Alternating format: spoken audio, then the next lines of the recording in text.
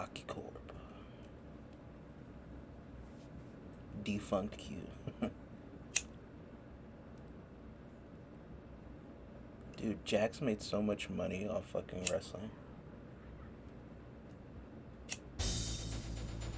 What do they know about making fucking video games?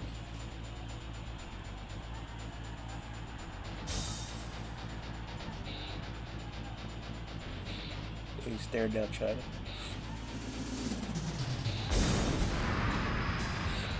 Yeah, we're playing Wrestlemania 2000. That's a Warriors thing. See, I know like No Mercy is a much better game, but I wanted to play this one because this was like Triple H's baby, Wrestlemania, and so was this fucking Vegas disaster. But yeah, I wanted to play this shit.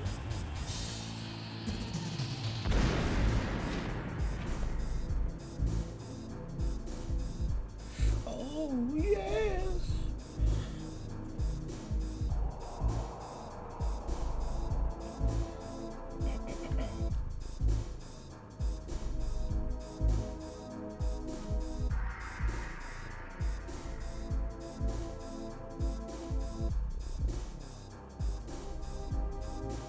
Apparently this one has better entrances actually than the next one.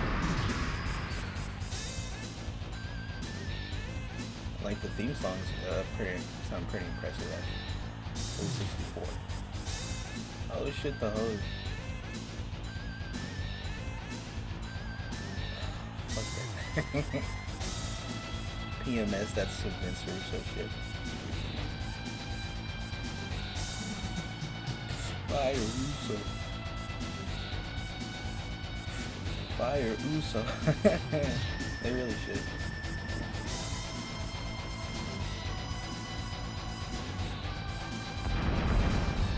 Oh shit. They put him in the intro? No. I hate that shit. It's always my fantasy to have like JR redo WrestleMania his 14 call, and instead of being like, you know, Stone Cold, he's like, damn it, Austin, why? He doesn't even chastise Mike Tyson for fucking turning on Shawn. Stupid bitch. I'm gonna get to Mike Tyson eventually when I play Punch Out. Yeah, 2000. WrestleMania 2K. This is the first one. So yeah, I'm gonna play Road to WrestleMania. And so it's the Saturday after Mania. I did my review yesterday. Cody didn't even come out on SmackDown, so nothing happened with that. And yeah, I don't know if I mentioned like they're doing Cena versus Orton already. So I guess they're just gonna run through the greatest hits while they still have them. But nothing else interesting really happened. Rusev and Aleister Black came back. Those would have been much better choices for the open challenge shit. But yeah, some other bullshit. Jacob Fatu kind of attacked all the top mid-carders like McIntyre and LA Knight and Priest and shit. Fucking dude, Nia Jax right after her fucking rose, she fucking they threw her into like the main event of the women's, like her and Naomi are teaming up against Tiffy and Jane. They were having a match. Tiffy and Jane. I might have to go back and watch that, see if it was a disaster. But yeah, who really gives a fuck? Like I said, once all this like kind of concludes, I want to play WrestleMania 19 on GameCube and play John Cena in that. But yeah, let's get to the fucking review. Alright, so I'm finally going to talk about WrestleMania. Oh no. WrestleMania. This shit fucking sucks. Yeah, it sucked. So yeah, it's it's the Friday after Mania took place. So when I do like a wrestling review, I kind of like to give it about a week just to like see how the aftermath played out. um, Supposedly Cody's advertised for SmackDown tonight, so maybe when I actually play the game, time to play the game. I'll update what happened with that. But yeah, so and also like I'm lazy, and also I don't really like to do a review unless I'm really like in the mood to talk about it. And like I really didn't like the show, so I didn't feel like talking about it that much because like it was more like apathy rather than rage about how it went out.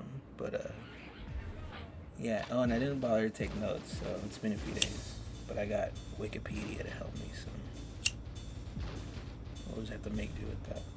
So yeah, like a lot of people have said, the build up to WrestleMania like was really bad for the most part. I think the night after Rumble, Punk came out and gave like a really awesome promo where he mentioned Dwayne again, and he said some shit that he's like old or part-time or whatever the fuck. It was a good promo, but like the build up for everything else has just been fucking bad. What's his face? Owens got hurt. They replaced Bailey in the fucking women's match.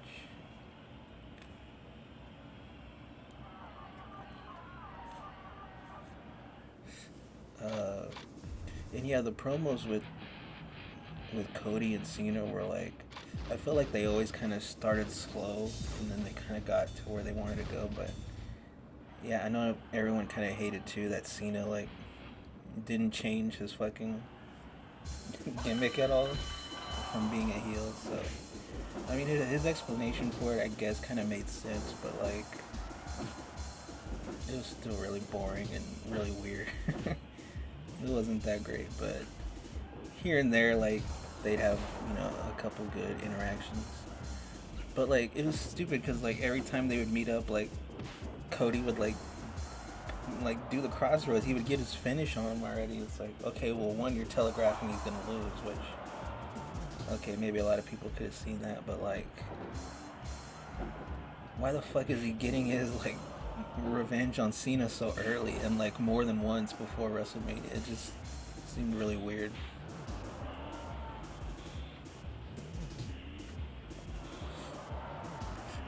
But yeah.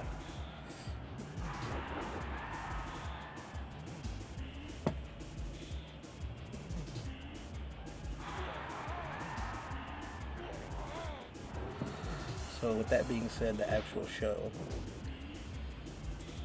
Fucking 2 nights, WrestleMania 41 in Vegas. Didn't they show Stephanie? She was talking about WrestleMania 9. Caesar's parking lot. Oh yeah, I didn't even know. That's probably why. But this was also on Netflix. I watched it on Peacock because that's where it's always been, on the cock, as Cornette would say. But yeah, like I think it wasn't even in the top 10 on Netflix, and I think mostly because like people didn't know, because I thought all this shit was on only on Peacock, So I thought that was kind of funny. But I mean, I think a lot of that had to do with like it not being a great card overall.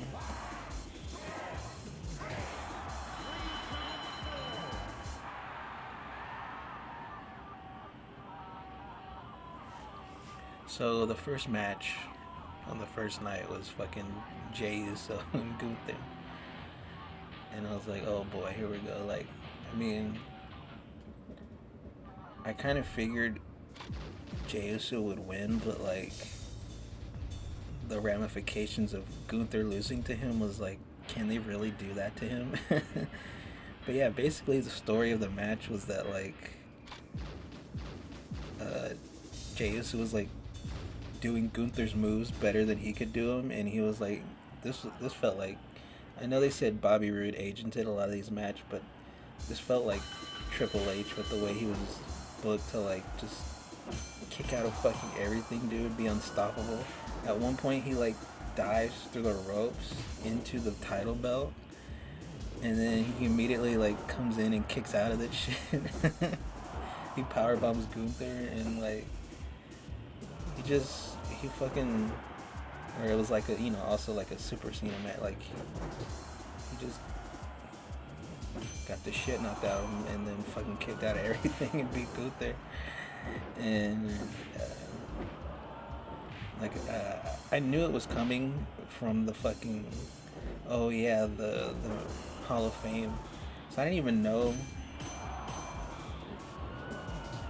cause like this schedule is weird, cause like usually it's like Friday and Saturday, but this year they did Saturday, Sunday. So Hall of Fame was on Friday night. And like I was just randomly staying up late on YouTube, and like it started at like 9 or 10 or some shit at night. Like, what the fuck, dude? And so I would just flip back and forth a little bit. I saw some of the like the Bret Hart and Stone Cold thing, which is cool. I think he didn't know that if Bret would take a drink out of a beer, he was like, Pat McAfee, he'll drink a beer with me. There was a funny clip on Twitter of like Triple H shaking everyone's hand, and he shook Bret's hand, and Bret, like after he walked away, Bret kind of like rolled his eyes at him and shit. Everyone was calling him a hater, but I mean, whatever. He's the only one that's like allowed to be bitter about wrestling. But yeah, I missed Lex's speech because but like when I watched it back, he basically said everything he said. I like that video they showed of Cody telling Lex that he got the Hall of Fame and shit. That was really awesome. And him standing up. So he kind of just repeated what he said there, but I mean, that was fun. But yeah, dude, later on in the night, then I fucking wanted to watch some of Triple H's. I didn't even see Shawn introduce him, but like, yeah, dude, apparently he was up there for like a whole fucking hour, dude. And like, you can tell everyone's pissed. He was trying to say that it was like a rib on Shawn or whatever. But like, dude, those guys have to like wrestle the next day. And like, I think fucking Jay or whatever, one of the fucking Usos had like sunglasses on, and didn't Booker T fall asleep or some shit? I thought that was funny. And but I mean, it was an okay speech, I guess, just very like long-winded and like stroking himself, you know. But I mean, it was a alright speech. There were moments where like you thought it was over, or, like he was building to the end, and then he kind of kept going. Oh yeah, and he thanked Vince. There was like a lot of Vince mentions on the show, I think. But yeah, and then oh yeah, and then all later on, then they talked about all the shit that happened at the fucking Tony Hinchcliffe guy. This guy's fucking annoying, dude. Like, I've only heard him a little bit here and there from watching like Red Bar and stuff on YouTube, because like none of that group of comedians is like very funny to me or likable. But yeah, apparently like Nia Jax said some shit about Charlotte. They had a joke about how like she has different faces and shit. The plastic surgery joke. And she said some crazy shit about like Cody would suck some hairy balls to like get his spot or some shit. And it's insane because like people on Twitter are like, oh, it's a roast, don't be so silly. But it's like, dude, a Comedy Central roast is one thing, but like these people like work with each other. You know what I mean? And like, obviously it's like you can tell when someone, I mean, this has happened in wrestling, you know, over the course of its history of like people really shooting in, you know, in the ring, but you know, she was shooting for a crowd. Oh, and Paul Heyman said some like stupid racist shit, like get deported or whatever the fuck. I can't stand fucking Paul Heyman. He's one of the reasons why I hated this show. But anyway, Yeah, so all that was insane that all that shit went on. WWE kind of looked like a fucking joke after all this. It reminded me of like one of those crazy events that's like, you know, like the plane ride from hell or some shit. They're gonna be talking about the fucking roast and the Nia Jax roast. Start talking shit like a fucking dumbass. But yeah, Jey Uso powerbomb Gunther and fucking did some top rope shit, and him and Jimmy were in the ring hugging. Like, okay, gives a fuck, dude. Who's he supposed to like have a feud with? Are they gonna do fucking Solo or some shit? I can't stand that fucking. All this shit is over with, man. All that bloodline shit. Gives a fuck. There's too many. The War Vikings, the War Raiders, and New Day, fucking awful, dude. I really don't remember. I did sit and like have it on in the background. I watched it. I mean, the Viking guys could be okay, but like they've just sucked for the entirety of their run. And like, there's no good tag teams anyway. They don't care about tag teams, so who gives a fuck that the New Day won, dude? Who gives a shit?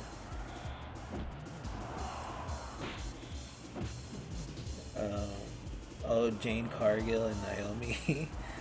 So I didn't catch this until I watched or listened to Cornette's review. But Jane's entrance was like a corny, like, weatherman dude saying that there's a storm coming. I feel like this is kind of like an Incredible Hulk situation where they're calling her Storm. And like, Disney better fucking call these fools up and say, give me my check, dude. Can't just call her Storm. But yeah, it was a weird entrance, and I don't know, man. Her face is getting more cat-like. I think she didn't look like that when she debuted in AEW. The best AEW moment ever. Her debut with Cody. They might as well bring that shit back, right? Because who knows what the fuck Cody's gonna do now.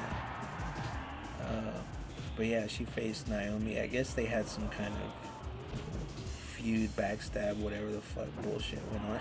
Who knows? But yeah, the match sucked pretty much. I was trying to see, like, okay, has she gotten any better? And it's like, I think the issue was that they had to have like a real, like, I think it wasn't even that long of a match, like 10, 12 minutes or something, but it felt really long. But I mean, that's the issue, is like, all Jane can do is power moves and short matches, you know? And so, it was just kind of awkward. At one point, Naomi's like going up on the top rope, and Jane's like fucking selling like an old lady, and she just looks up at her forever. Like, her offense was basically like countering top rope moves into, like, spears and shit, jackhammers or whatever the fuck. And then like the finish was like, they had some weird like tie-up reversal thing off of like she was about to give a Samoan drop or some shit, and like Naomi would like try to reverse it, but then Jane like untwisted her and like fucking did like a slam power move and then won with that. So I don't know, I guess it wasn't the worst match, but like, I mean, it was the worst match in terms of like in ring work probably, but like, I guess that was the outcome that should have happened. I guess eventually they're gonna do Jane and Bianca. I don't know if Rhea wants to like try and work with that, but I mean, I feel like the longer they go, sort of the luster is fading off of Jane Cargill. So I don't know, they need to do something quick with her if they're gonna like draw any money. You know what I mean?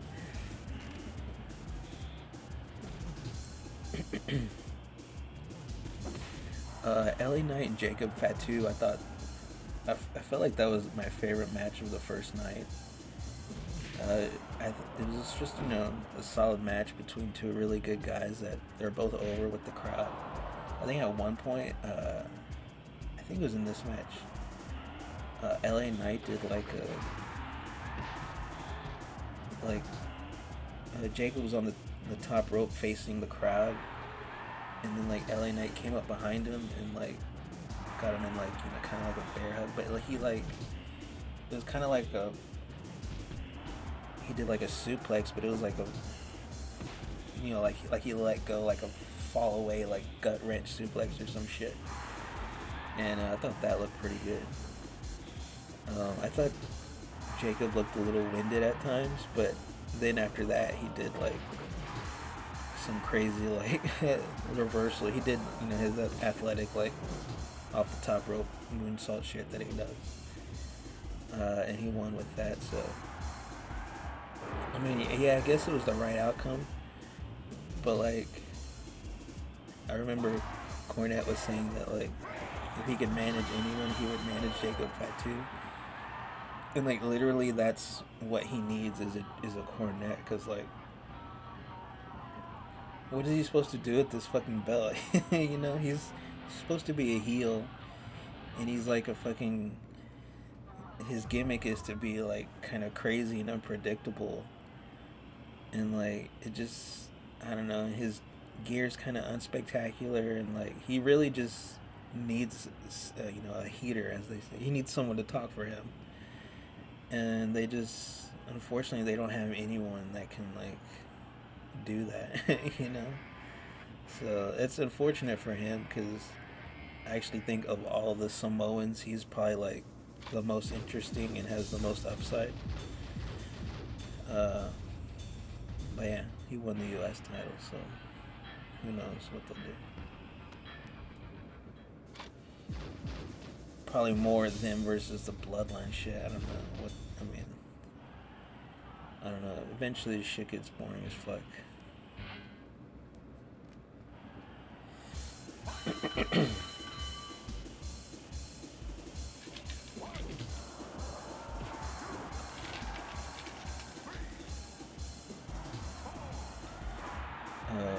Rey Fenix, he had to step in because fucking Rey Mysterio hurt himself, I guess. Legitimately, the night before. So yeah, they threw him in there and had the match with El Grande Americano. I don't get what they're trying to do with Gable. It's okay, he was supposed to be a heel, right? But then they made him change his origin back to Gulf of Mexico. I thought the heel part was him calling himself calling it Gulf of America. So I don't really get that. But I mean, Gable's awesome. I guess this has to do with the AAA acquisition. I guess they want to have I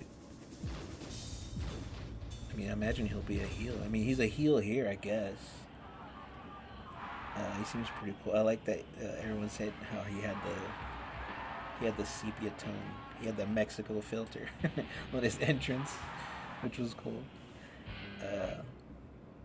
And yeah, he won the match by putting a metal plate in his fucking mask, and he did the headbutt off the top. So I thought it was a good match, but I don't get what they're where's this gonna go? And then they showed Gable I think it was yesterday or some shit online. He's yeah, man, I got robbed from Mania. This guy has 2 matches. It's what are they? I don't know. Do they think it's funny? This feels I thought this felt like a Vince angle with the racism thing or whatever, but I don't know. I don't know what they're doing.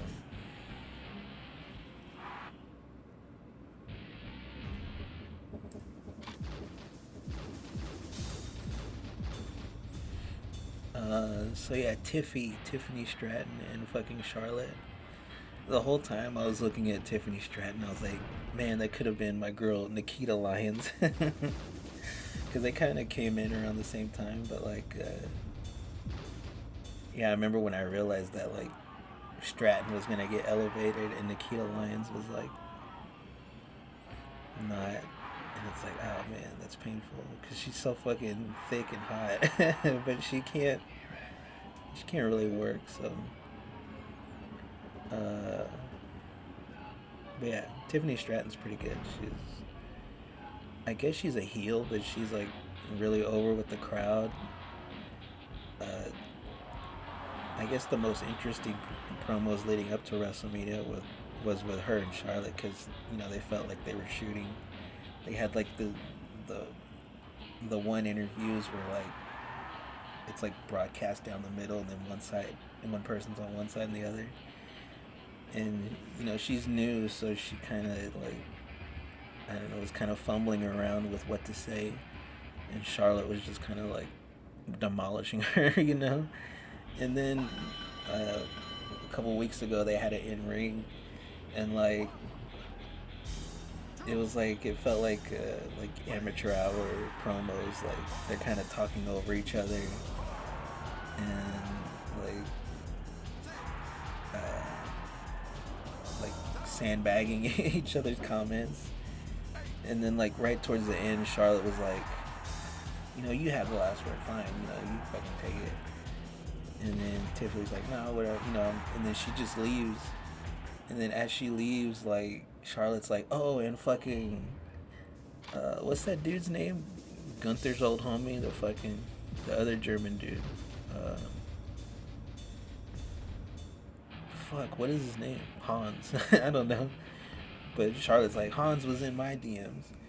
And Tiffany like totally just ignored the comment and didn't even.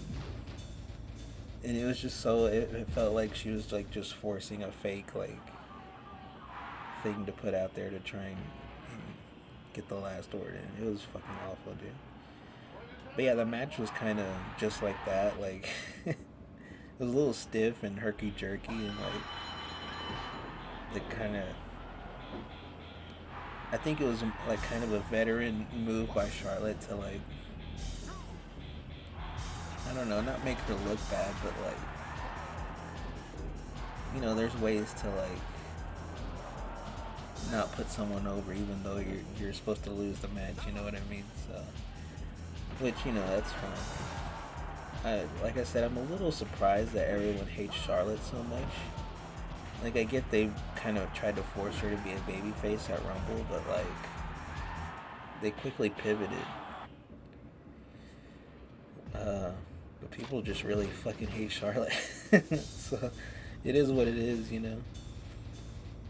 Because that confrontation they had that I talked about, the crowd was like insane for Tiffany. Like, she had so much like heat on her, And I wrote on YouTube, I was like, damn, imagine if Tiffany actually could like talk, she would have ended it right there, because the crowd was just so heavily on her side. But yeah, the end of the match, I think, what did she do? And I would say Tiffany kind of had one of the only interesting entrances where like she had two screens of like herself, and they made like all the monitors kind of look like a dollhouse, so it looked like she was a Barbie doll and shit. Oh yeah, I didn't mention LA Knight came out in like a sports car, which was kind of cool, I guess. That was the only kind of other unique entrance up to that point.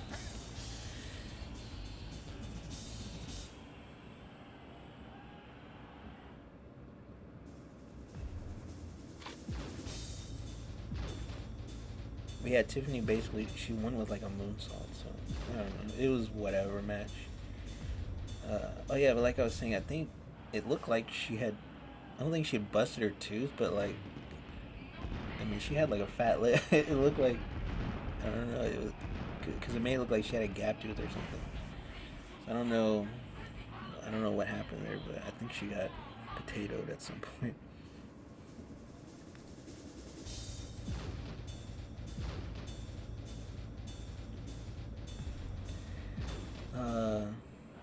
And then yeah, the main event of night one.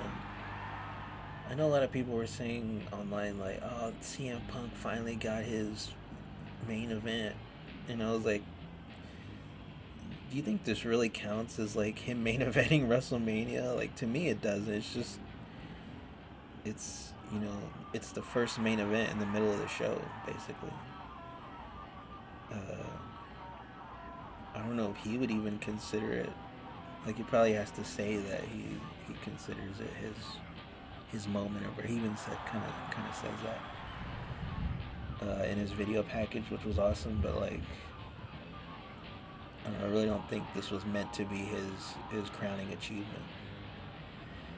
Uh, but yeah, I don't know. Did Seth come out first? He had like a weird, like Missy Elliott suit on. He was shooting a flamethrower, and then he changed it, and he was like all in white. And then Roman came out. He had his normal entrance, and then yeah, I remember like really not liking the fact that they were gonna have Living Color perform. I thought they sounded bad at Mania 29, and like, you know, I think to be fair, the instrumentation was okay. it was probably maybe even more in time than 29, but the singer is like even worse, and like now he doesn't even move, he's just standing there. He's like, I think they say he's older than Cornette, like 60 something, so I don't know. It sounded like shit. I don't know. I guess Punk just like kind of really, I don't want to call him I don't want to call him woke, or like it's a white guilt thing or anything, but like, I don't know. They're just not. I'd rather because they brought back the Fire Burn song for his promo, which was awesome. It was cool because it was like intercutting clips of like his like debut promo on ECW, and like he, is saying it back then, and then it cuts to him saying those same words like in the present time, which I thought was really awesome. Yeah, it was a nice package for him. So they kind of had a little. To me, I felt this was the AEW moment. I feel like a lot of Punk's stuff has like little allusions to AEW, but they kind of did like a very quickly choreographed like 3-man thing where like I think it was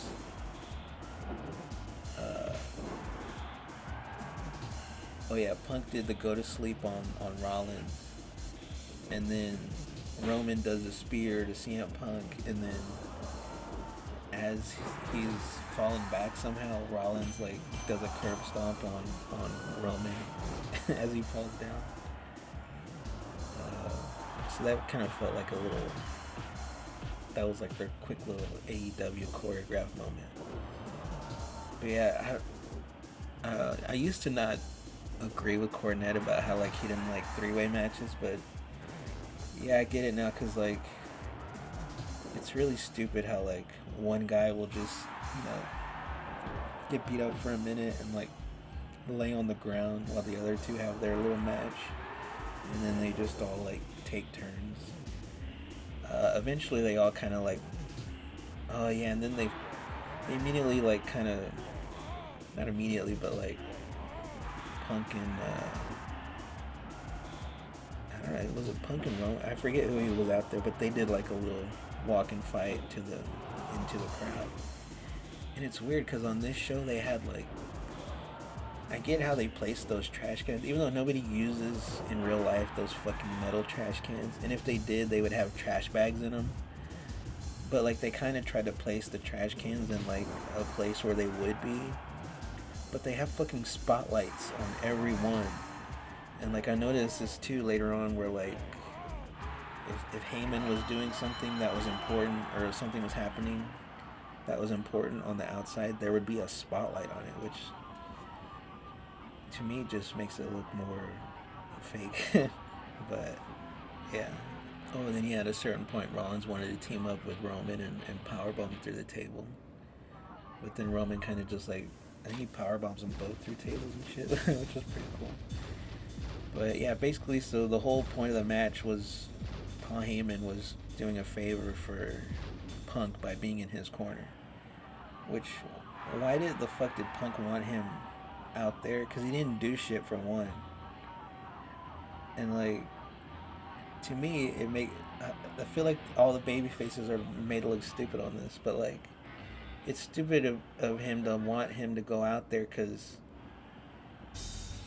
yeah, even if he's supposed to be out there with Punk, like, isn't he going to be conflicted with Roman, obviously?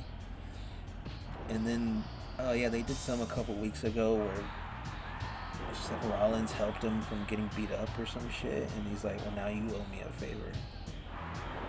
So this was all very telegraphed. So, I mean, it's another reason why I kind of like, it was all just a letdown.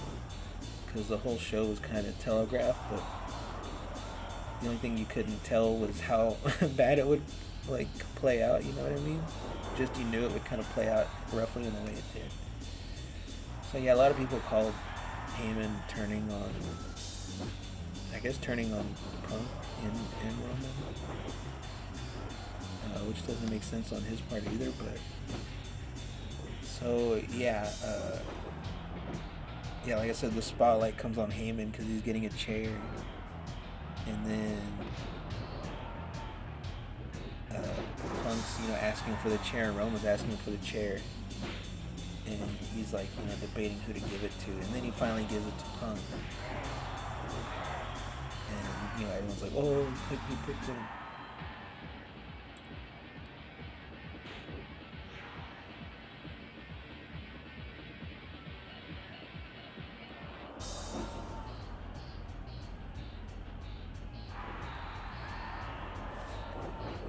And then, yeah, before Punk can hit Roman with the chair, Heyman nut shots him, with the, like, the fuck you style move.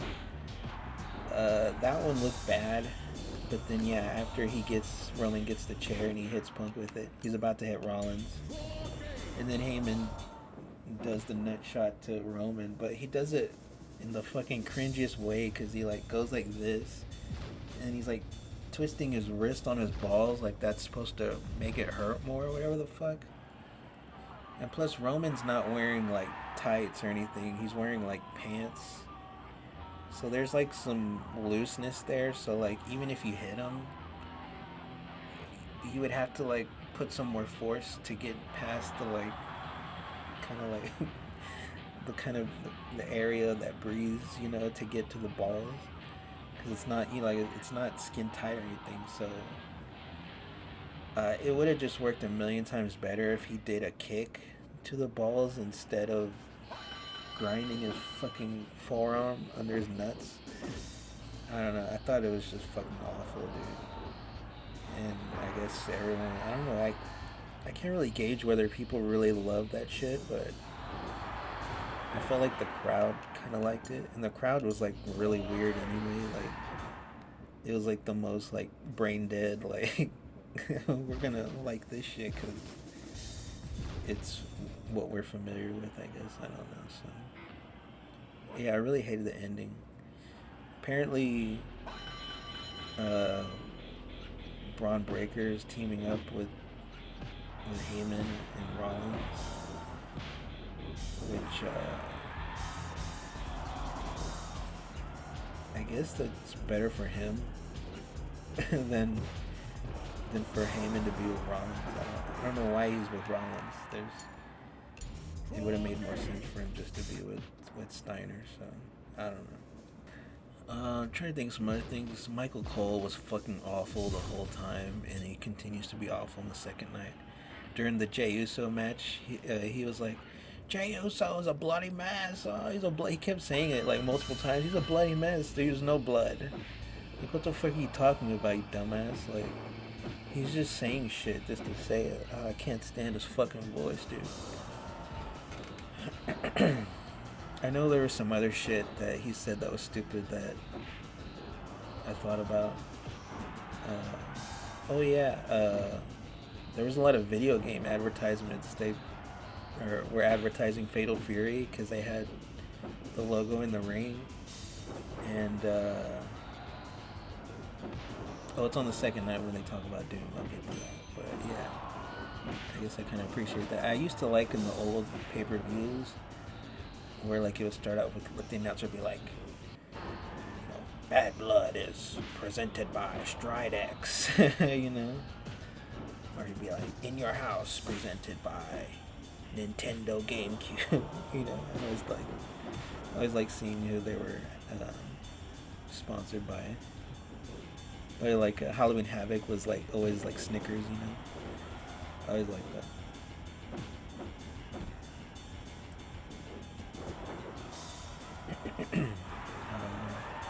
Oh, and Shawn Michaels came out to announce the attendance. I always like seeing when Shawn comes out because I like seeing how his Titantron would look on like the modern day sets that they make. But this one was really boring because it was just plain red with his logo, like not even the heart drip apart, but like just his name. And yeah, he came out to say the attendance. He didn't look tired, so joke was on everyone that had to sit there for the Hall of Fame.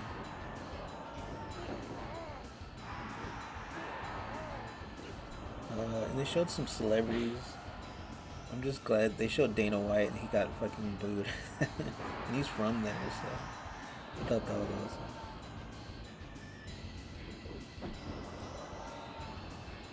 And like a shit ton of random rappers that nobody's ever heard of.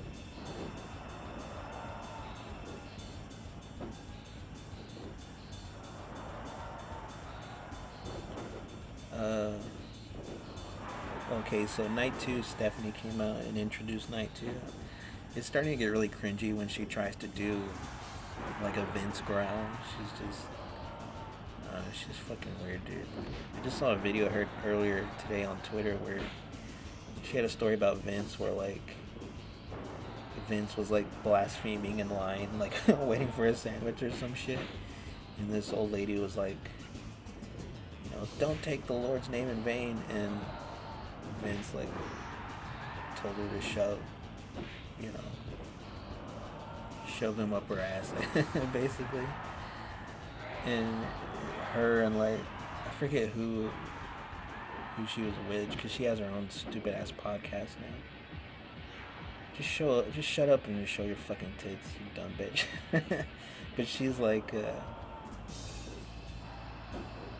it's like they're thinking it's weird that like this lady is saying that he shouldn't take the Lord's name in vain. But it's not weird that he's like saying, shove it up your ass. Or all the other shit that Vince has been doing with his ass, so. I don't know, she's a fucking idiot. But yeah, she introduced Night 2. Yeah, and then the women had a three-way. A lot of people, oh my gosh, dude. People on Twitter were like, I'm appalled that Bianca Belair is getting booed for no reason. Because she got fucking booed like a week or two prior to WrestleMania because she was, cutting a shitty-ass promo against Rhea or whatever. And people were just booing the shit out of her. So of course, they're crying racist or whatever, but she sucks, dude. I always thought she sucked. But, I mean, I tried to like Io Sky, dude, but she's so cringy with her fucking like whatever the fuck she was doing. I can't stand that shit. I mean, Rhea's awesome as usual. She looks scary. I don't know if, like, her tattoos are fine, shit, at least they're not all like covered and like cartoony or cringy or whatever the fuck, but like, and I'm not saying like her makeup is meant to like be hot, but like, does anyone actually find all that craziness super hot? You know what I mean? Because she's obviously hot, but like, but it works in like the context of a wrestling match because you're supposed to look scary. So like, I get it, I get that part, but like, anyway. But yeah, basically Bianca did her hair lip thing because that's the only thing she's really known for. And she did her finish on Rhea, I guess, and then Io, she came out of nowhere and did like a moonsault off the top, and stole a pin that way. Everyone was hype, I guess. But yeah, there was one good spot where like I think Rhea was like doing like the fucking,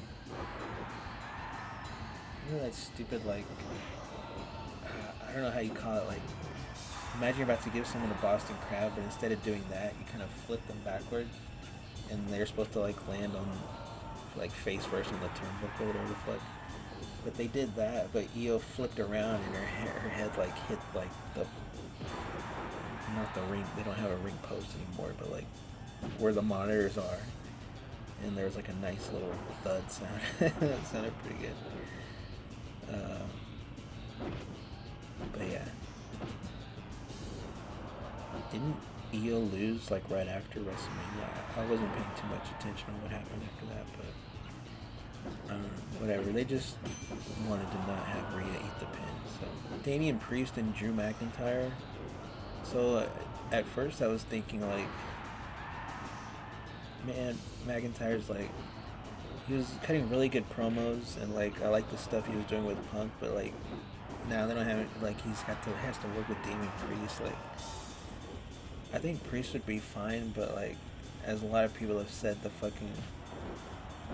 bisexual Undertaker gimmick doesn't work for him, and especially when he's in the ring with Drew McIntyre, like it makes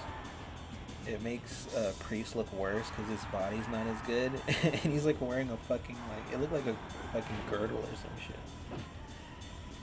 I don't know, his gear's weird, dude. I feel like he's one of those that's like, I guess he's too above to do like an ethnic gimmick or whatever, like, but he needs to like, he needs a total change up, dude, because this shit is just not working for him. But I mean, in the ring he's not bad, you know, and I think, you know, there's more that can be done, but not in this version of him. But yeah, like I said, they did have an okay match. They used the fucking stairs a lot, I remember. But I think the best spot at one point, they had set up a table on the outside, and they kind of went away from it for a little while. But then Priest was doing like his fucking bootleg old school thing, and McIntyre just kind of pushed him off, and he like fell backwards onto the tables. So he did kind of look back and like hold his head, but yeah, I can't begrudge him too much for wanting to be safe. But it did look pretty good. He fell flat, you know, through the table. But yeah, Drew won, so that was the right outcome. Hopefully, you know, they got more for Drew McIntyre. Why does he not have Jey Uso's belt, dude? I imagine it's only a matter of time before he takes it from him. So. Oh yeah, what I was saying about yeah, they advertised Doom Dark Ages during that match, and it's crazy because I always completely forget that that's coming out next month. But so I thought it was cool. The only funny part of the night between Cole and McAfee, I thought, was they were talking about video games or whatever, but McAfee brought up the Cockademon. That made me laugh. I thought that was cool. Oh, and Kerry King did Damian Priest's entrance. He did like a solo. He had a Baphomet shirt, so it's always one of those weird things about like being Christian but liking metal and shit. And I think about this with like Jack Black too, because like, I mean, a lot of signs point to like Jack Black actually being like a real Satanist, but like, I remember in an interview he said that like, he liked, he worded it as like he liked the pageantry of the devil, I guess. And it's kind of like an aesthetic that metal adopted, you know. And so I feel like that's kind of one of the only like mediums, you could say that, like, not that it's okay, but like, I don't know, I guess it fits that aesthetic, I guess. But regardless, I wouldn't want to like have pentagrams or Baphomets or upside down crosses on me or some shit. But yeah, so. Oh yeah, and I was like, where's Slayer, dude? I guess they're having like tour dates, but like the rest of the band couldn't show up. And then they had a 4-way for the IC title. Braun Breaker, Penta, Finn Balor, and Dominic Mysterio. So I'm glad Dominic won, because like he's kind of really been the one that's like ascending in popularity. So yeah, he gets booed, but like people like booing him. He gets a lot of heat, and so. But it was literally the same finish as the women's match from earlier. Like, what was it? Balor did like the coup de grace or some shit, and then he was about to get the pin, but like Mysterio came off the top and like stole the win, basically.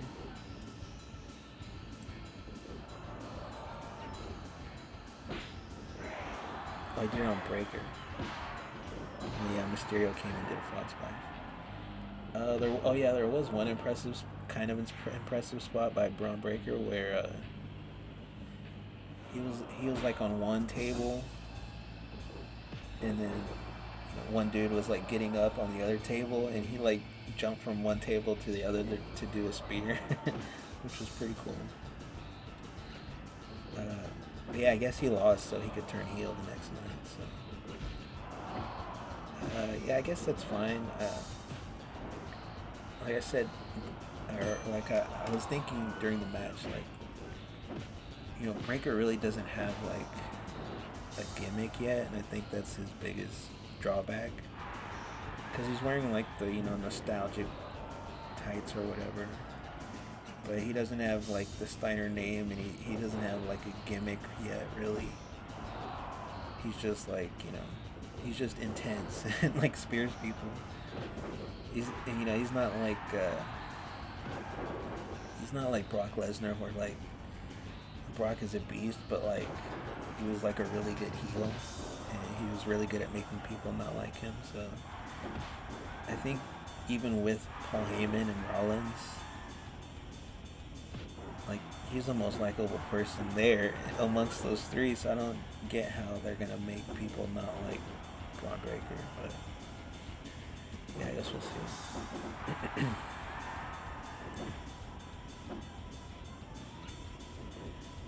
Randy Orton came out and did the fucking open challenge, and Joe Hendry came out. I think the first time I saw Joe Hendry, I thought, oh, okay, I can kind of see. But he's basically a theme song. He's a fucking meme wrestler. And a lot of people were saying like, oh, this is really putting him over, losing to Randy Orton in a squash match. I don't really think that. Like, he's the TNA champion, and so he's just going in and getting destroyed by this older guy. Like, yeah, he's a star and everything, but like, I don't think it really does Joe Hendry any favors to lose to Randy Orton like that. But yeah, that's whatever. It seems like they're building Randy up, because like after WrestleMania, he came out of nowhere and did a fucking diamond cutter to fucking Cena. So I guess they're building towards Cena and Orton again. Yeah, kind of like the situation I was talking about from earlier. It's like, yeah, when you look at Joe Henry, he looks like fine, like a pro wrestler, but like when he's in the ring with Randy Orton, and even though Randy's in like his roid belly era, like they still look worlds apart as far as professional wrestlers. Like, yeah, he should squash this dude, but this dude also happens to be the fucking world champion of his promotion, so what does that say about the promotion? But yeah, I don't think it. Like I said, I don't think it did anyone any favors. But I guess it got Randy on the card. And with Payday, everyone got to see someone a star, I guess.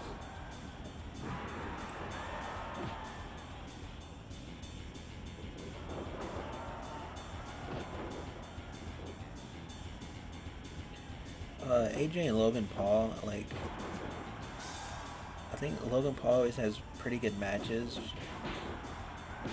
but he's usually like, it's usually against like a good opponent, like an interesting opponent, and like I just don't know what else there is for AJ Styles to do.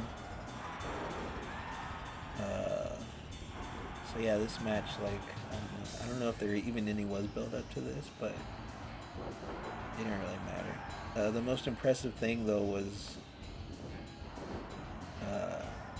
Logan Paul did like a fucking, what was it, like a lion saw? But he did it from like one side of the ring to the other basically, which is pretty cool. But yeah, overall it was mostly like a nothing match. So yeah, then they had a women's tag match. Fucking Liv Morgan and Raquel Rodriguez. So man, they really, I think it's both sides' fault, but like they kind of dropped the ball with Raquel Rodriguez. For one, changing her name from Raquel Gonzalez, but she also didn't do any favors by like. And she had that injury a few months ago. I mean, I guarantee they told her, you know, get your tits done. You gotta get your tits done if you wanna like get elevated, you know. And maybe she, you know, felt like she was above doing that. But then she came back and she kind of gained weight, and it was like kind of in her stomach. So with her gear, it's like, even though her gear looked cool, they did like a kind of red and black like chola gimmick, but like it doesn't really do her any favors. You know what I mean? Like, she looked impressive. Like, she was having like awesome matches with Rhea and NXT. And yeah, she's just definitely like fallen by the wayside. So it's unfortunate. But yeah, some people were like up in arms about Liv Morgan's outfit. But I mean, she looked pretty good. Like I said, she's actually like really pretty consistent and like not a terrible wrestler. So I mean, she's not bad. But yeah, and it was her against. I guess this was the match that they had to kick Bailey for. Lyric Valkyrie, who came out with some fucking bird wings looking like a chicken. Like, I was like, who the fuck is this bitch? And her mystery partner was Becky Lynch. Becky Lynch. I was like, well, that came out of nowhere. She looks. I feel like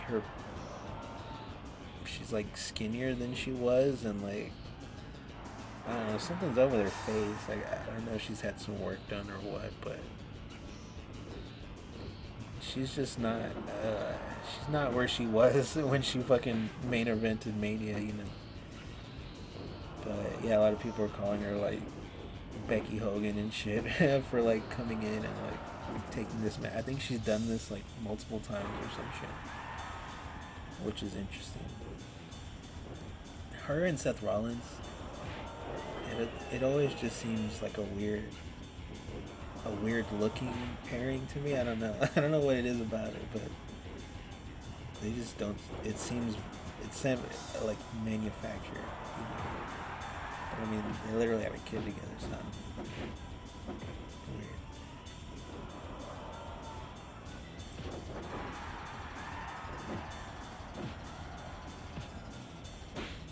Oh, people were trying to say McAfee was racist at the beginning of the match. Raquel Rodriguez went over to McAfee and she was like saying something to him, and he's like, I don't speak English, I don't understand Spanish or whatever. I would defend him as like, well, he's trying to be a heel, but like he's not consistent with that at all. So like, fuck him, you know. Oh yeah, and then the best part of night 2, fucking Stone Cold came out. Stone called? He came out on his fucking ATV, and they showed footage of him on Twitter of like kind of like crashing it in the back, like as he was about to come out. So I guess he was like pretty hammered. He kind of looked drunk. But yeah, he came out and he does a thing where he drives around the ring, and then he fucking accidentally ran into the barricade. It's not like the old 90s barricades where they're like, they fold in and they're fucking, gates, like metal gates or whatever. It's just like a hard fucking barrier with a pad. So, and there's no way that there could have been any, like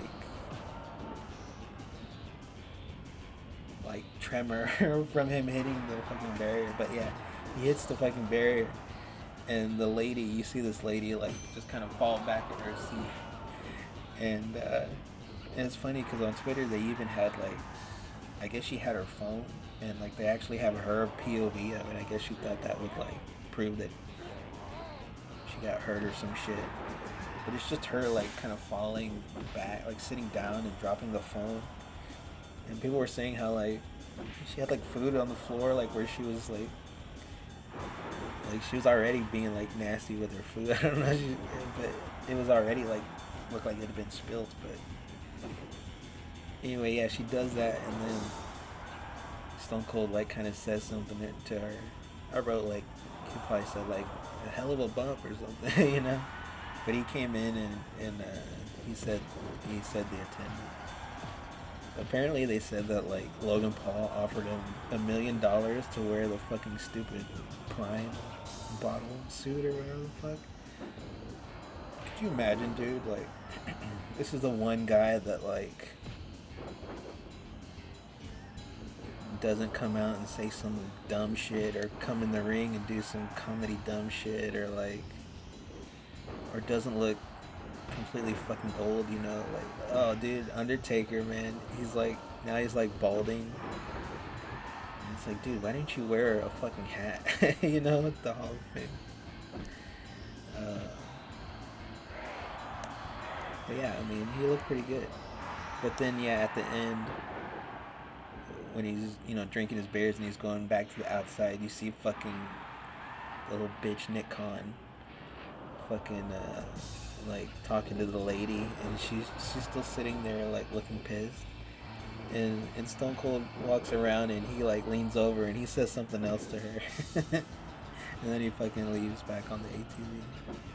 So I mean, that was the best part of the night,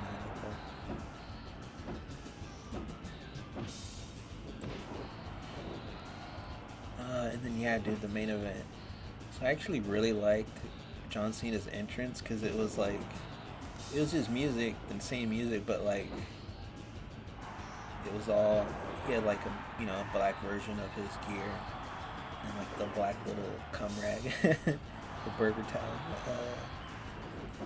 and like his like video stuff was all just black. I don't know, say Cena or something. But it was just that, and he kind of just walked out to the ring. I think people would have appreciated more if he had just been doing that the whole time, instead of still coming out with all the different colors and shit. He just looked fucking stupid, dude. So I actually really liked his entrance. And then I didn't get, Cody's entrance was really stupid, because they had these dudes on like dirt bikes, like doing like a fucking circus routine. They just needed the big like hamster wheel ball, or like a flaming hoop for them to jump through, whatever the fuck. Yeah, and then Cody came out, and like it all just felt kind of off timed and weird. And he had like a skull mask, and then it opened up like Iron Man's mask, which was kind of cool, I guess. Oh yeah, Nia Jax, she made fun of his tattoo. She was like, your dad died, and you try to like make a logo and put it in your, or some shit. I don't know, she said some dumb shit, dude. I don't know, can The Rock even keep her employed? I don't understand.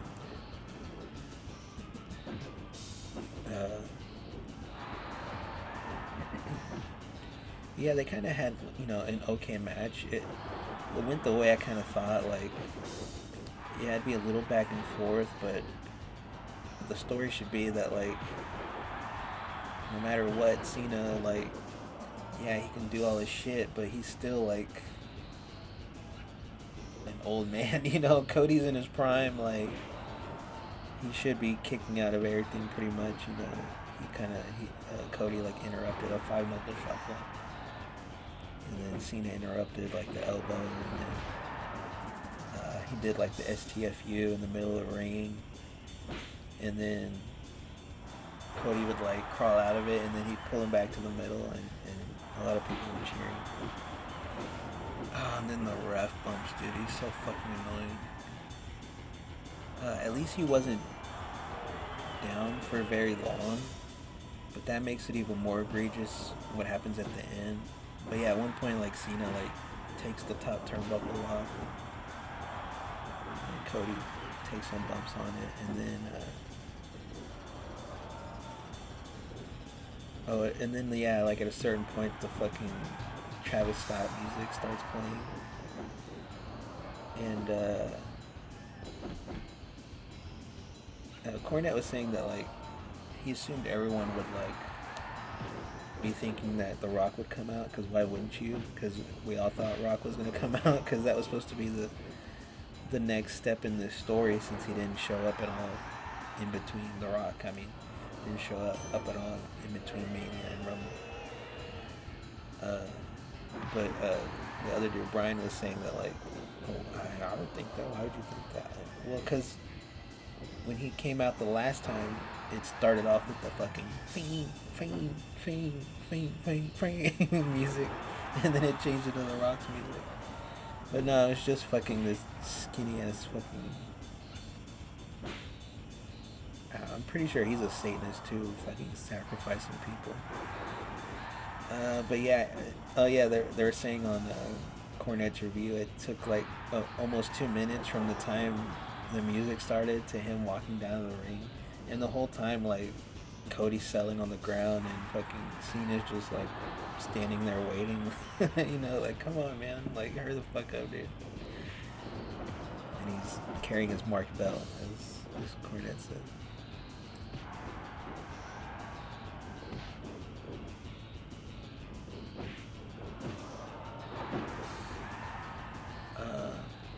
But then, yeah, so Cody was able to, like, use the distraction as advantage, right?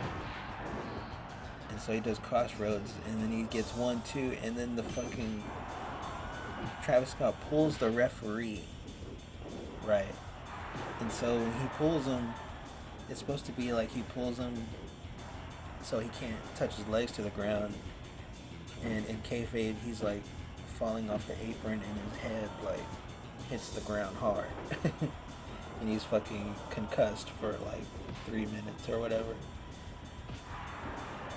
Okay, fine, whatever. But, like, when the referee gets back up, this is not a no DQ match. This is a regular ass fucking title match.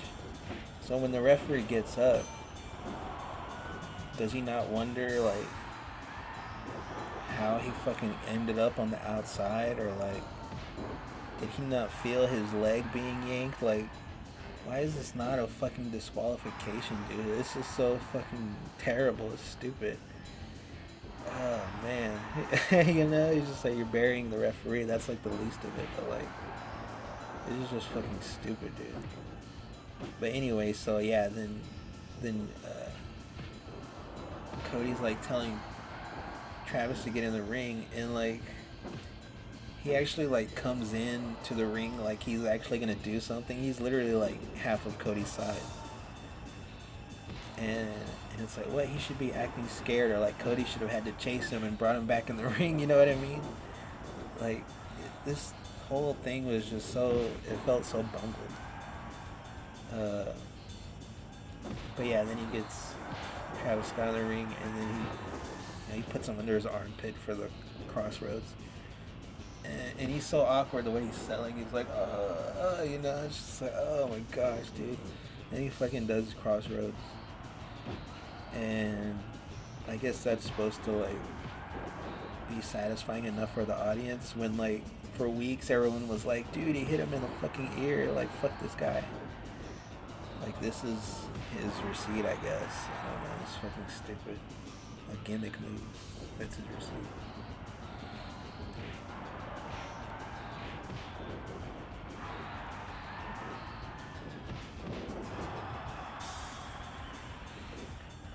And then yeah, they do the thing where they make the babyface Cody look fucking stupid because he catches Cena about to hit him with a title, and then he gets it back somehow or whatever, and then Cena's like on the ground like begging like, no, don't hit me, and then he's like, I can't hit him with it, and then he fucking gets nut shotted, and Cena does his finish 1, 2, 3,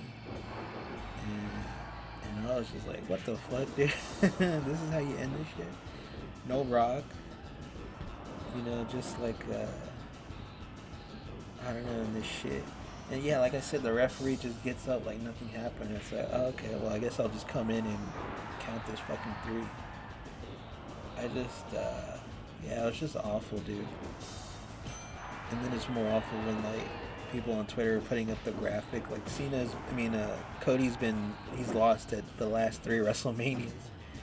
I totally forgot about that because I didn't even watch the tag match, the one The Rock was in with Cody.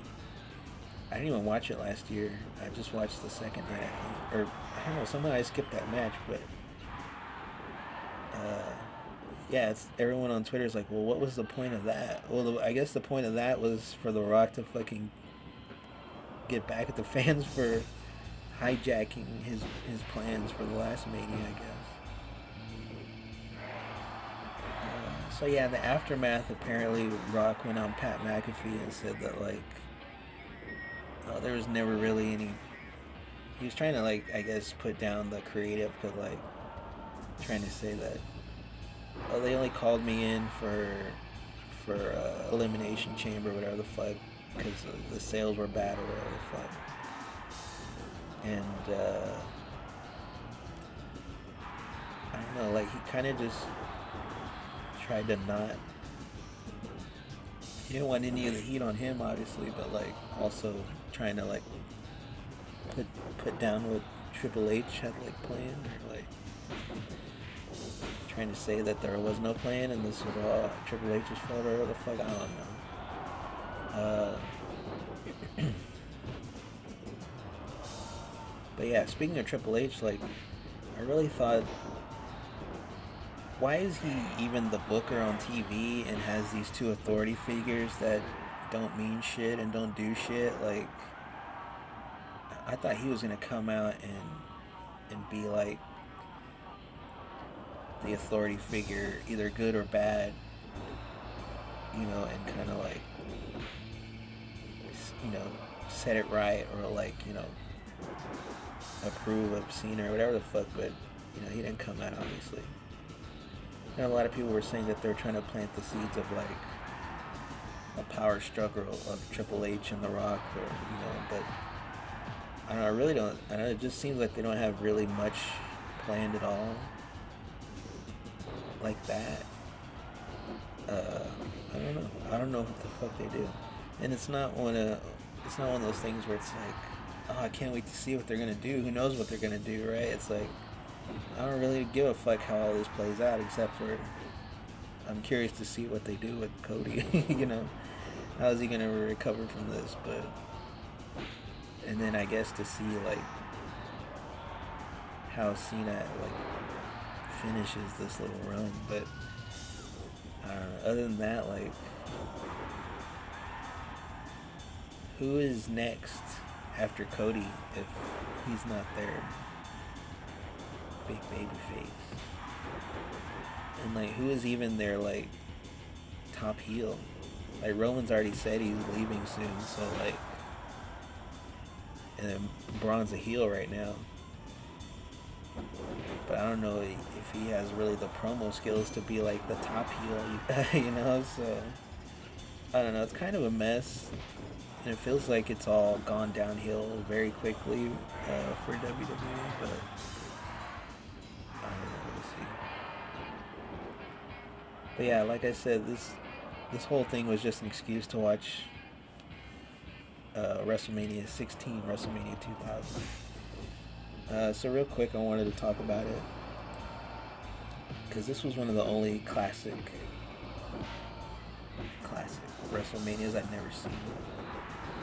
Because I think early in the 2000s, they had come out with that WrestleMania box set, the anthology, which I always really wanted. I would always see it at like Best Buy and shit, but I never had the money to get it at the time. But a few years later, they started releasing all the WrestleManias individually on DVD at Walmart, so I would buy a lot of those. And then not long after that, I think OSW started doing their reviews on YouTube, so I've seen like all the classic ones pretty much, and like I said, I own some of the ones that are important to me still, like 12, 14, and then like and then I have 18 through 23 on DVD, and then 24 through 29 on Blu-ray. Yeah, I feel like that's kind of like where the middle era or the classic era kind of ends, and then we're more into like modern stuff in the 30s and shit. There's a few in there I haven't seen. I've never watched the pandemic WrestleMania. I never watched that shit. There's a couple in there I hadn't watched in the 30s, but yeah, overall I think like 29 was kind of like the last like classic one. Because then 30, Undertaker lost and all that shit. So Daniel Bryan was like the new champion at the time. So. But yeah, 16 I had never watched. So I was curious. I've always been curious because I know a lot of people say it's like one of the worst manias. But yeah. Oh yeah, Lillian Garcia. She sung the Star Spangled Banner. She looked pretty good.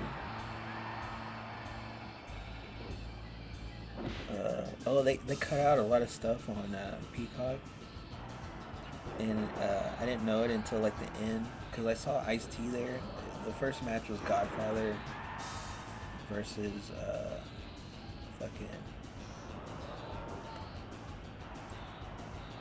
it was Godfather and D'Lo versus Big Boss Man and Bull Buchanan. I guess this was like early Bull Buchanan, because I've only seen like the clips of him in that Right to Censor. But I thought he was pretty awesome, and this was Big Boss Man still in that like SWAT gimmick that he had from the last Mania when he got choked, when he got hung by fucking Undertaker. So they were a tag team. And yeah, Godfather came out. I'd never really seen this version of Godfather. He didn't have like the green like vest and like the hat. He kind of had like little like spider dreads or whatever. Beware the spider people. And but yeah, he had all these hoes with him. And yeah, some of them were looking rough. Oh, but I forgot. Yeah, they skipped Ice-T. I guess he rapped down to a ring, because they show clips of it at the end of the show, and that's how I knew that. Oh, they must have skipped all of it. But yeah, JR and King were on commentary, of course.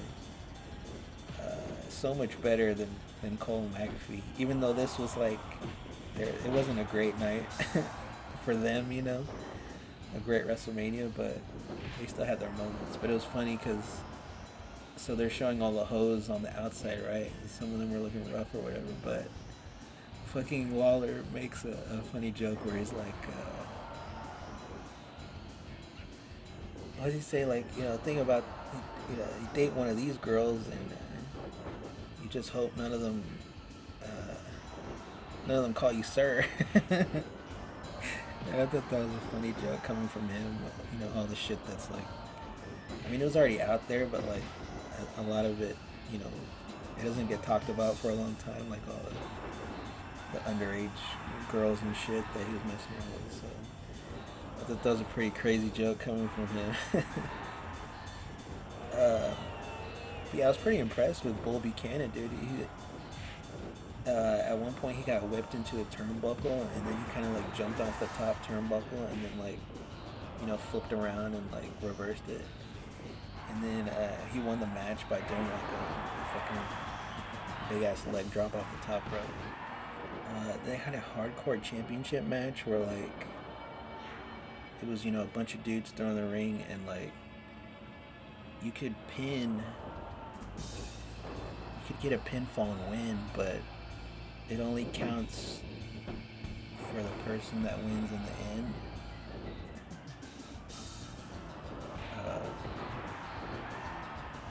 And then they had a bunch of like, so this Mean Street Posse, I've heard of these guys, I've seen clips of these guys, but I've never, I talked about this before, but this was an era where I wasn't watching WWF, and I really couldn't watch WWF because I was like, you know, I was living like in Austin, living in a hotel with my parents, like an extended stay hotel, and like they only had TNT, so I could only watch WCW.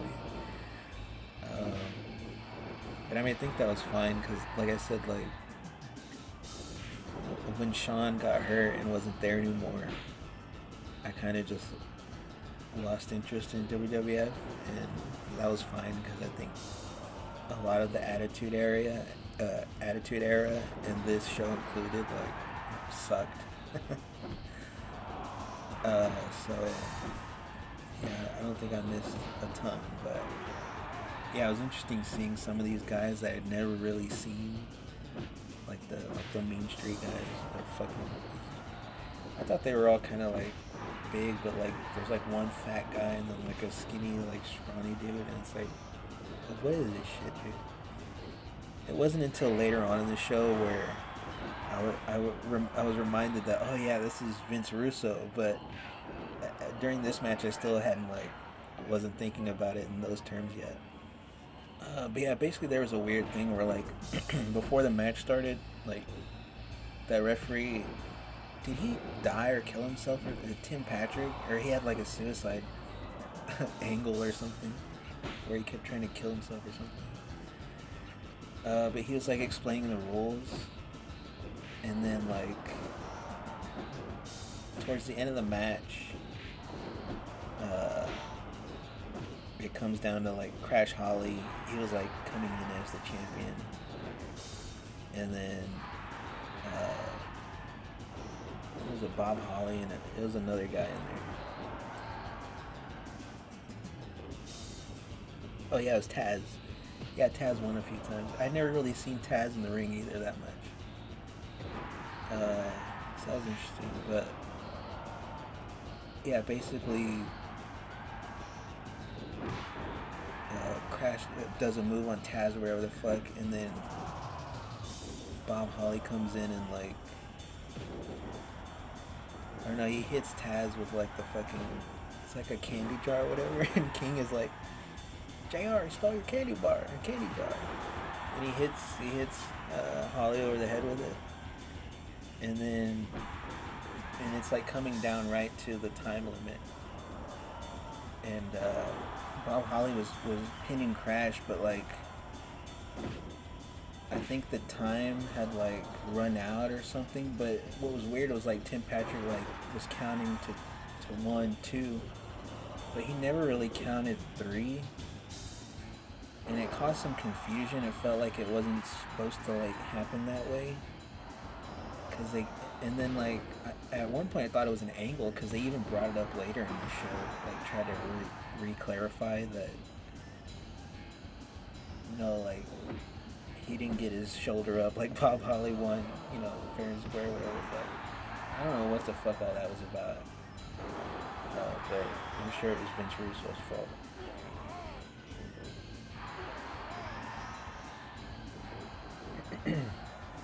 And yeah, speaking of Russo, this was when I was like, oh yeah, this is him, because fucking it was TNA, Test and Albert with Trish versus Steve Blackman and fucking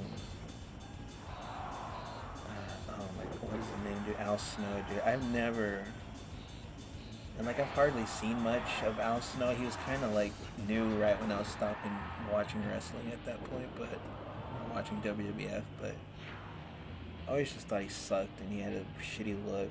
He was fucking Leaf Cassidy or whatever the fuck it was in the New Rockers. And then yeah, they start with like a back scene thing, backstage thing where like Al Snow's in the like outside of a toilet stall. I guess he's talking to like, is he talking to the head or what is it? And he's like saying like, oh, it stings, or like light a match or whatever the fuck.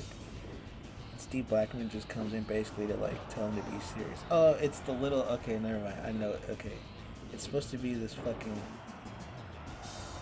it's all leading up to the cut the cheese joke. But yeah, basically, Al Snow comes out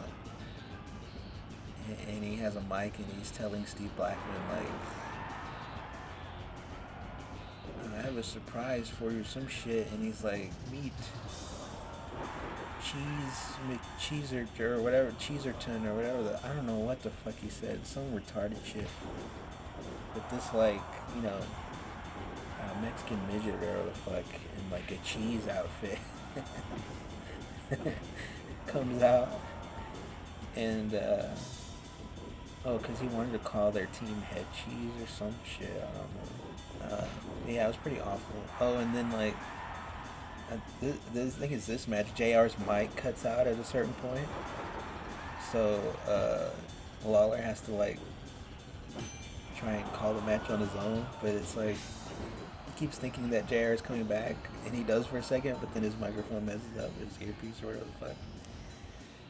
So you're totally like not even focused on what's happening in the match. It doesn't even matter. At TNA 1, I think Tez did like a pretty good looking elbow drop off the top. And then they have an after thing where Al Snow's like, oh, you're right, this is a stupid idea. It's like, it's time to cut the cheese, and then they just beat up the midget in the outfit. But he has this foam suit on, so they're just hitting the suit. And I was like, oh yeah, man, I'm glad I didn't watch any of this shit.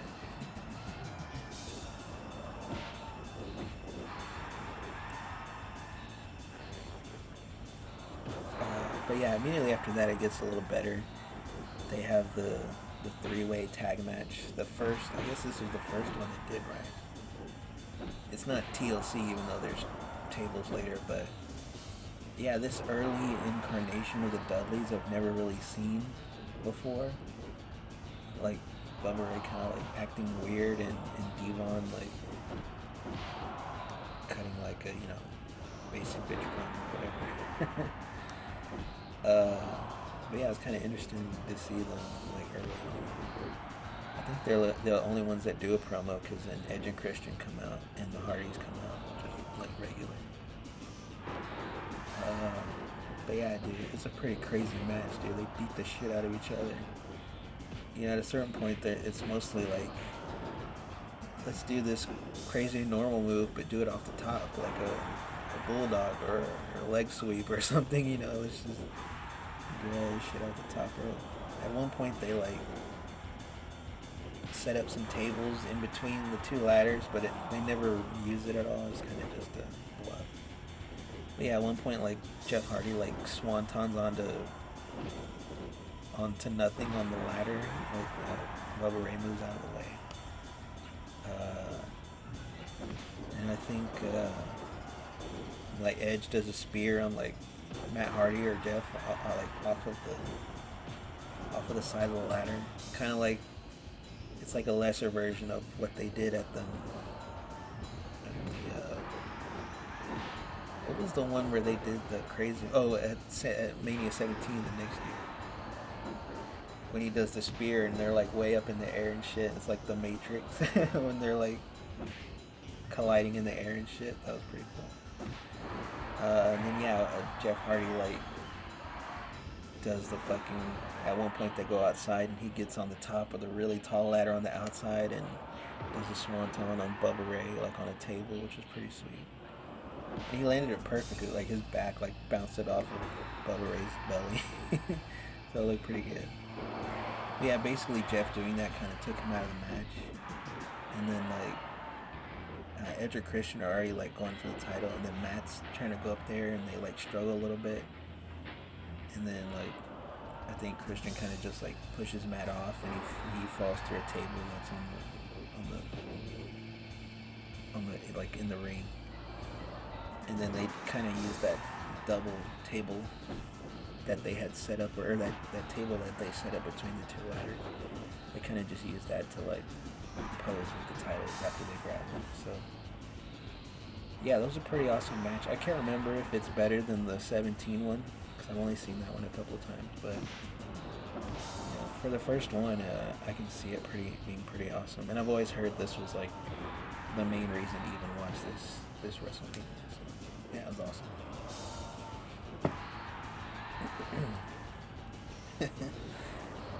So yeah, more fucking Vince Russo shit. They show.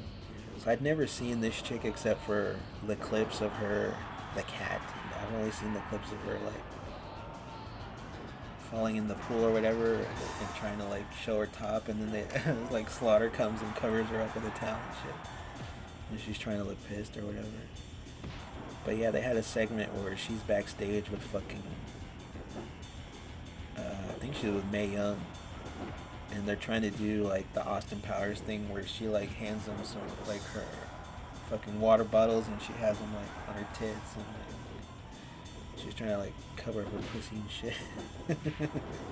But like you can kind of see, and you definitely saw tits, so I was like, wow, that's crazy, dude, that they were showing that. And yeah, she was having a match basically with Terry Reynolds. Then Val Venus came out to announce it, and it was weird because so I'd seen Val Venus. He was kind of early on, like I think he kind of debuted in like maybe 97-ish or something. But I'd seen enough Val Venus. But I don't remember his voice kind of sounding so like gravelly. He had his one line where he's like,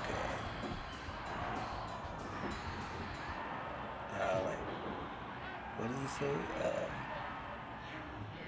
Like, unlike WrestleMania that comes once a year, I come every single night or some shit like that. But I mean, like, the crowd was into it still, like, the chicks were still into him. He had his fucking t-shirt with his jizz splooge on it.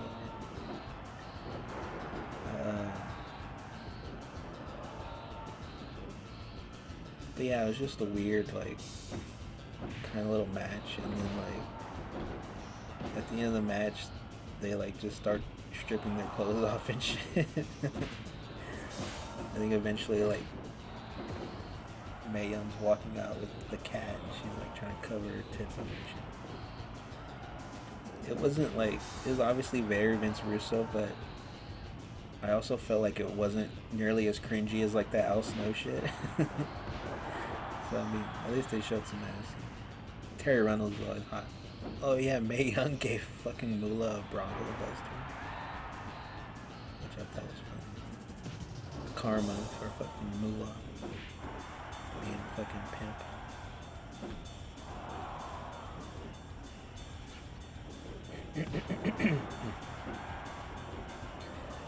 So this was cool. They had an intergender tag match with Too Cool and China versus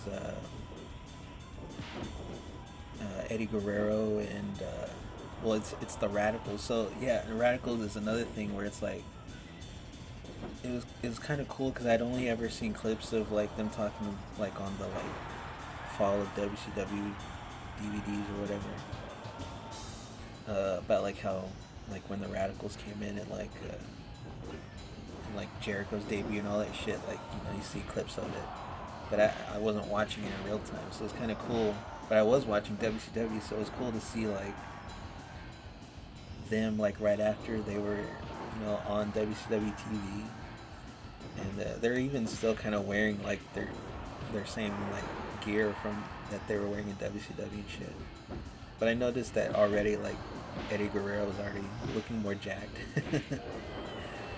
But he's pretty awesome. He's talking about like, I think China has the eyes for me. Like the whole story is like him trying to throw China off with his Latino heat and shit. That's all Waller would say. Latino heat, Latino heat. Yeah, there wasn't too much of the match. Like China, like she didn't do a whole lot. That kind of like hit her pretty well. At one point, she did her fucking like that cartwheel like floor routine thing where it ends with like her landing like a elbow on them and shit. She did that twice. Oh, she fucking powerbombed Eddie Guerrero, which is pretty cool. And like she ripped her pants. I remember she kept trying to pull her pants up. Oh yeah, but the best spot was like I think she like whips Eddie, off the rope. He comes off the ropes or some shit, and then she like grabs him by the nuts, and everyone's like, "Oh shit!" That got a huge pop, and then she fucking picked him up for a press slam, and I think she won. I think she won with that, but yeah, that was pretty awesome. China was cool. At the Hall of Fame, when Triple H was going on and on, someone in the crowd was like, "China for Hall of Fame," and he was like, "Damn straight." And it's like, well, fucking do it then, dude. It's your decision. Oh, so Kurt Angle had the IC and the European belts, and then they showed a clip. Apparently, fucking Bob Backlund like convinced Kurt Angle to like put both titles up for grab, and he's like pissed at him for it. I was like, well, why did you agree to that? This was some like stupid Russo booking in terms of rules, because like the rule of the match is like whoever gets the first pinfall wins the IC title, and then whoever gets the second pinfall gets the European title, which doesn't make any sense. For one, why would you want the European title? Like, after you lose the first one, like, who gives a fuck about the European title? And if you won the IC title first, why not just leave and like say, fuck it, I don't need the other one? It's not worth like, I don't know, fighting over the second one. It didn't make sense that like, if you're gonna do that, the IC title should have been the one that you get second. You know what I mean? But whatever. He's a fucking idiot. Yeah, Jericho cut a promo.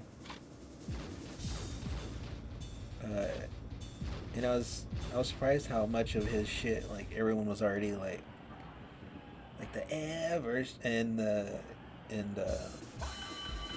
Ayatollah Rock and Roll, which I never thought that was cool, but like, he was new, right? So everyone was into everything he was saying. So it was pretty cool to see like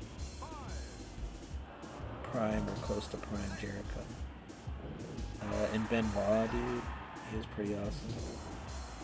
And like I said, he's still got his like WCW gear.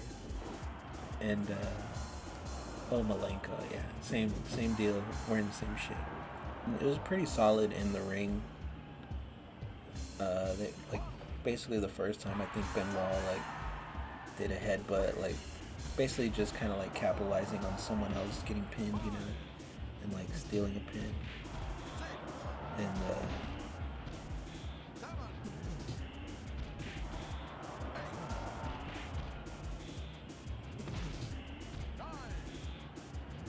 And then the second time Benoit like tried to do another one, headbutt on Kurt Angle, but he missed. And then after he missed, Jericho did a lion saw and he won off of that shit. So yeah, after that so Jericho was the European champion, and Benoit was IC champion after that. I tried to find like the Raw after. There's no way I could have. There's like, you can't find it on Peacock, I guess. And I tried to look it up online, and I only had one video, which was just a follow up to the main event. So who knows what happened after that?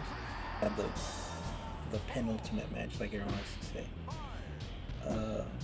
It was a weird tag match: Kane and Rikishi versus Road Dogg and X-Pac with Tori. Like, I've always heard that name, but I've never really seen her. And like I said, it's just so weird, like seeing this era that I've never laid eyes on before, pretty much.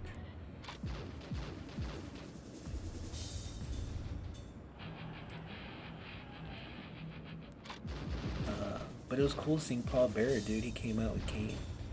And this is literally like the skinniest I think I'd ever seen Paul Bearer. He must have got like fat like right after that. I know like I listened to like his interviews with Cornette and stuff. I think his wife had gotten sick or something not long after that. Or something happened and he was like, you know, depressed and like got really overweight, you know? And then he came back for 20. But yeah, it was cool to see Paul Bearer there. And Kane, I've never really seen this kind of gear. It's like an in between, like, you know how he came out and he had like the mesh kind of see-through flames. It was like that, but it wasn't like see-through. And but the color scheme was just like kind of altered a little bit from his original outfit, but it just looked a lot cleaner. And his mask looked cool. He still had the fake hair and shit. But yeah, Rikishi did his stink face on that chick Tori. Yeah, speaking of like Too Cool and Rikishi, that was like another kind of popular act that they say now. That like I never watched. You know, I was just saw through like video games or some shit or clips of the Worm or whatever. But yeah, especially during the intergender match, fucking Brian Christopher would not stop doing his King laugh.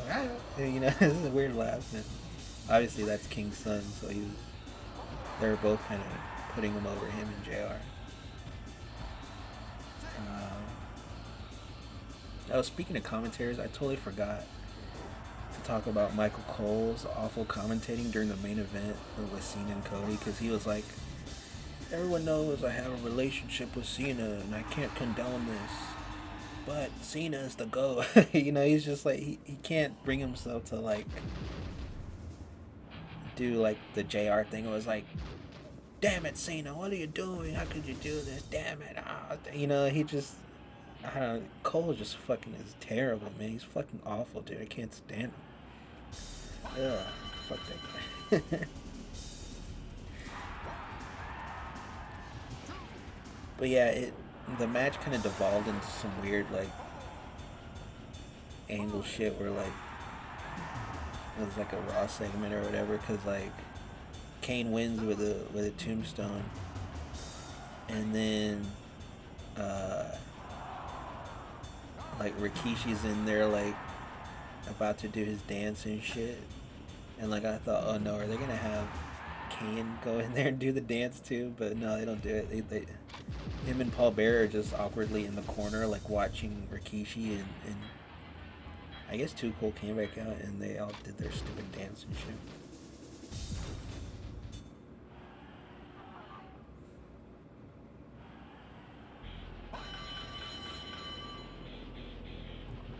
And then yeah, this dude in a chicken costume came out, and like there's this like running gag of like Kane doing tombstones to Pete Rose and kicking his ass and shit.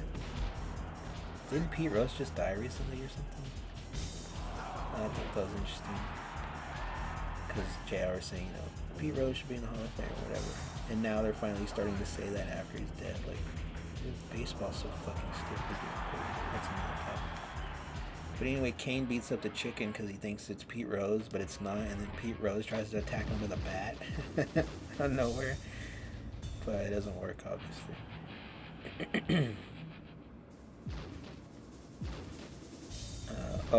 And then yeah, he chokeslams Pete Rose, and then Rikishi gives him a stink face.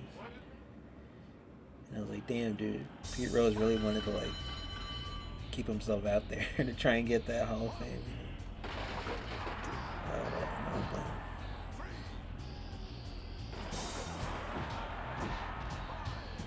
him. And then yeah, the main event, the McMahon in every corner. They had shown some little segments in between. There was one part where Vince was in the back and they asked him like, do you think having a McMahon will be a factor? And he was like, well, I hope, you know, me being there, yeah, of course I'm a factor. But he was still like, I mean, this is post screw job, but he wasn't really acting like heel Vince. Like, he had his song and everything, but you know, for the most part of the match, he really like wasn't involved.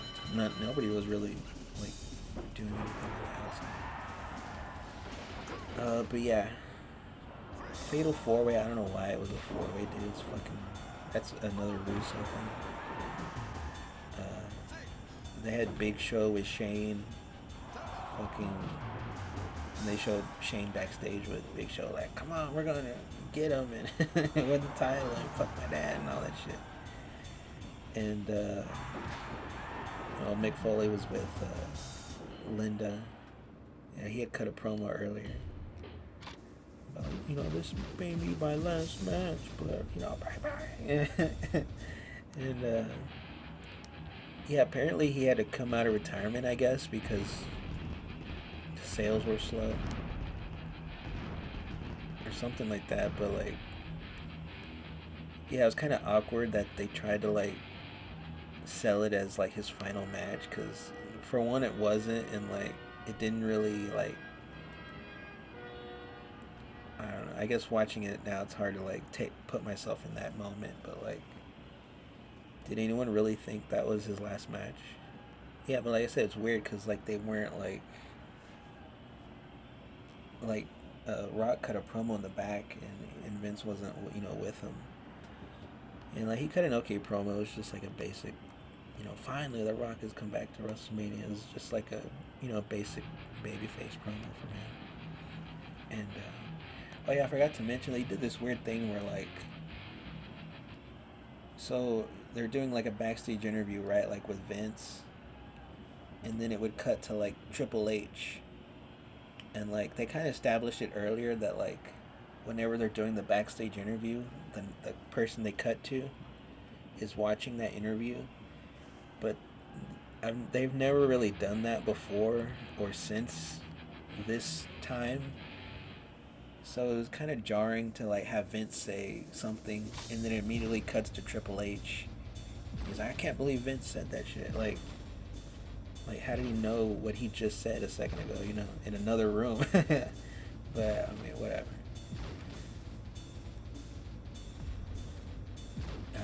And yeah, Triple H came out with Stephanie, of course, before she got her tits done, so she was looking mid. Yeah, I didn't realize it was an elimination match at the beginning, which I guess made it a little bit better. It's like everyone just ganged up on Big Show, and he was the first one eliminated pretty easy. And then Mick Foley basically just kind of like avoided taking bumps. He was kind of just more like opportunistic, like getting moves in when everyone else was, or like when someone was getting beat up or recovering or whatever the fuck. And then he brought out Socko, which was fucking annoying, dude. I always hated that. Yeah, basically, eventually Triple H did a pedigree on Mick Foley on a chair, and that was when it was eliminated. And then yeah, they did this really weird, awkward thing where like in the middle of the match, they kind of stopped to have like the farewell Mick Foley moment, and he's like, you know, walking to the back and like waving and like, I don't know, crying or trying to be emotional, whatever. And then he's halfway down, and then he comes back. And then he fucking,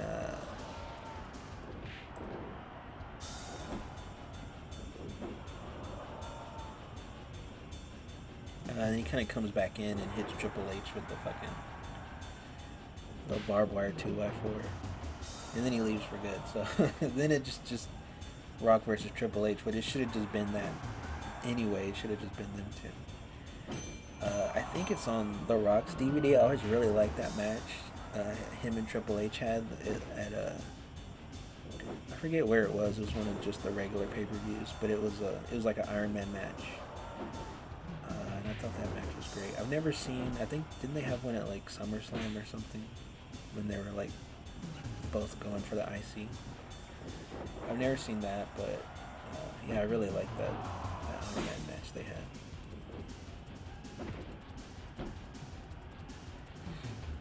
But this one, they didn't do too much. They kind of went on the outside, and at one point, The Rock was on a table, on the announcer table, and Triple H kind of like got up to like do an elbow.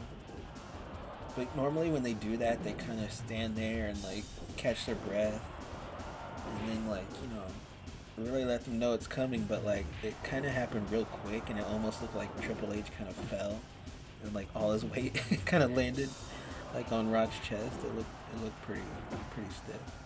And then yeah, eventually like Vince attacks Triple H, and then Shane comes back out, and they fight each other.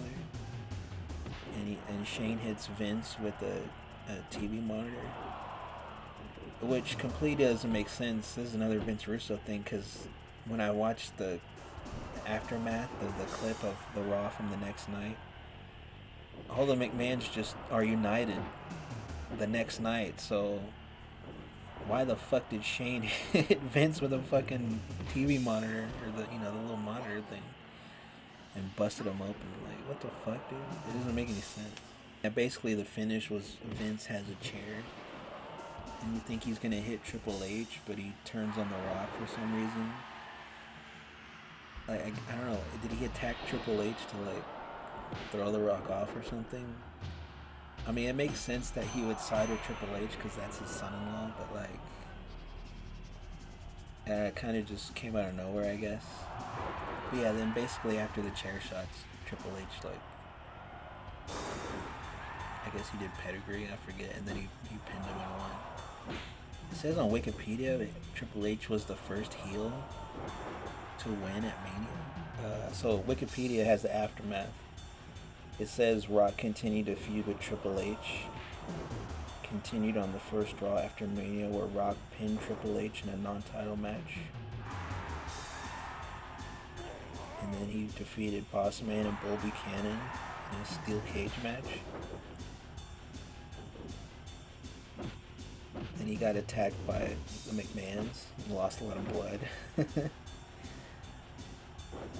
And then on SmackDown, they announced Rock versus Triple H at Backlash.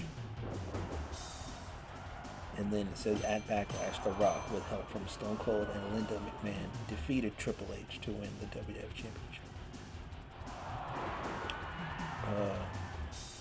Eddie beat Chris Jericho the next night to get the European Championship with help from China.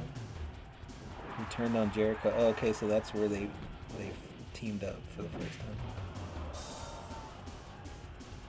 Oh, okay, so that's where Eddie and China teamed up for the first time. That's cool.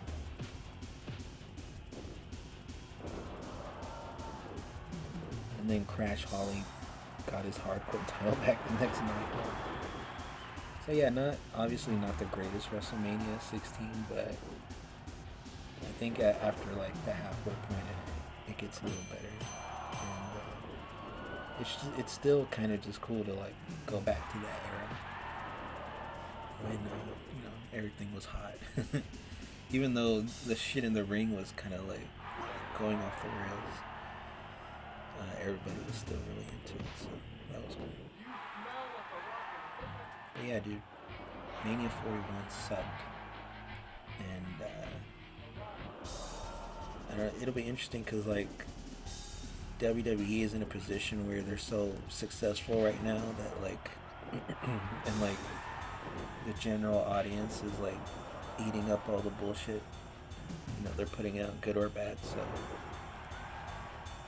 like, are they really incentivized to like really give the fans what they want anytime soon? Like, it doesn't seem like it. I think maybe Cody winning last year was as good as it gets for fan service. You know what I mean? But yeah, I'll like I was saying, I wanted to play WrestleMania 2000 because that was Triple H's Mania. It was supposed to be his coming out, breakout, coming out. Yeah, he came out. Oh yeah, he kissed Shawn at the Hall of Fame. They made some gay joke at the roast too, I think. And but yeah, 41. That's like, this is Triple H's Mania. This is his booking all over it. So sucked, but what can you do?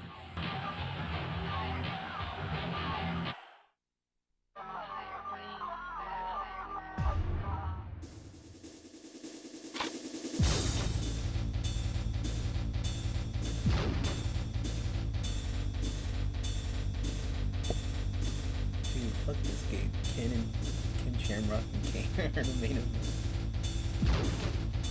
Oh, at least Kane won. Nice main event. Dude, I'm so pissed I couldn't win the fucking Royal Rumble. I spent so much time on this shit. I wanted to unlock Shawn Michaels.